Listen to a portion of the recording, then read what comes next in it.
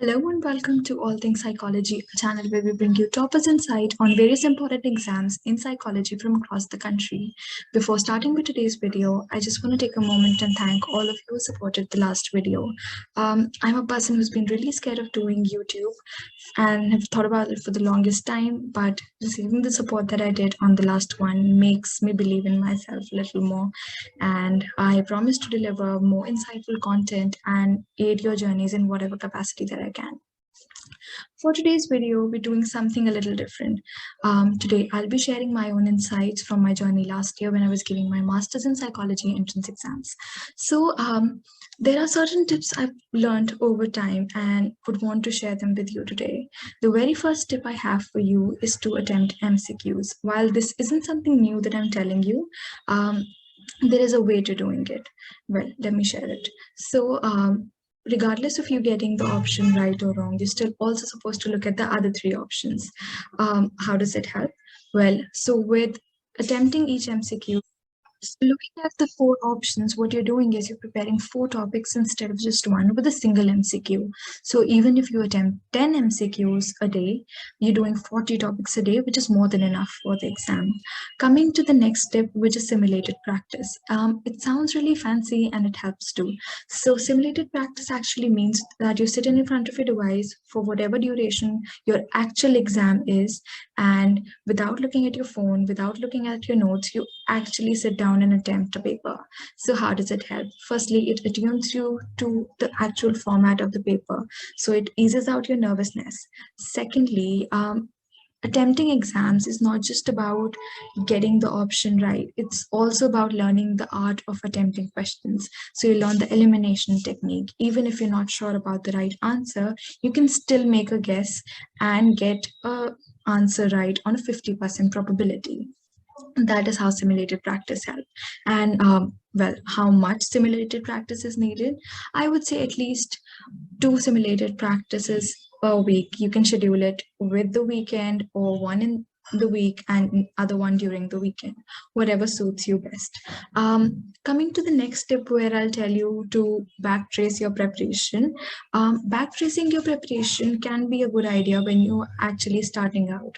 So basically with backtracing, what you're doing is you're looking at the past year papers, 5 to 10 papers, and analyzing that where is the question actually coming from? Is it coming from biopsych? Are the questions coming from cognitive psychology? Are the questions coming from social psychology? What it does is it helps you understand the paper setting pattern. So you're actually analyzing how the paper would be made. This can be a way to actually get into the exam setter's mind and understand where is he coming from. This would help you devote the right time to the right sections so that you can still make the cut. So a lot of us are confused when it comes to preparing our own notes. Should we make them or should we not make them? Well, here's my tip for you. Analyze the time you have before the exam. For people who have like a year to 6 months or even 4 months at hand before the exam, preparing notes can be a good idea. But for someone who has just 2 months before the exam, preparing notes might not be the smartest way. And realize that 2 months is a very short time and has to be used in the smartest way to actually make it to your dream university. For those preparing notes, it is not the same way you'll do it for subjective exams. Guys, realize that for a subjective exam, you need those long sentences so that you can actually write the ones in the exam, right? So omit those long sentences, go with as short as possible so that you can revise more in a very short period of time. And here's how you're going to do it. So with each unit, you're going to prepare notes in 4 pages maximum and 2 pages minimum. And these are the sheets you're going to take to your entrance exam center. So how does it help? Well, it'll help you revise the maximum within the shortest period of time. you're already very nervous standing in the queue outside the examination center and you don't need unnecessary stress. So the next tip I have to offer you is to utilize your time very effectively. While this is a very cliche tip, realize that master's entrances are not easy. They may require smart work and hard work, but definitely I wouldn't say they are the easiest ones to deal with. So with master's entrances, of course, or any entrance rather, there is going to be a lot of things to cover, and you cannot ever cover the entire syllabus. So preparing the maximum to the best of your abilities is the only way, and you have to utilize your time effectively for doing that. So I am not telling you to overburden yourself, no, but yes, utilize whatever time you have very effectively so that you can make it to your dream university. The last tip of the day, I'll tell you to take some time off for yourself from a hectic schedule, from all the stress you're facing, and devote it to some things that you like, some things that keep you calm. Because entrances are tough, entrances take a lot of your intellectual capacity. So, taking this time off during the day actually helps you calm down and be better prepared for the next day, which is going to be equally hectic.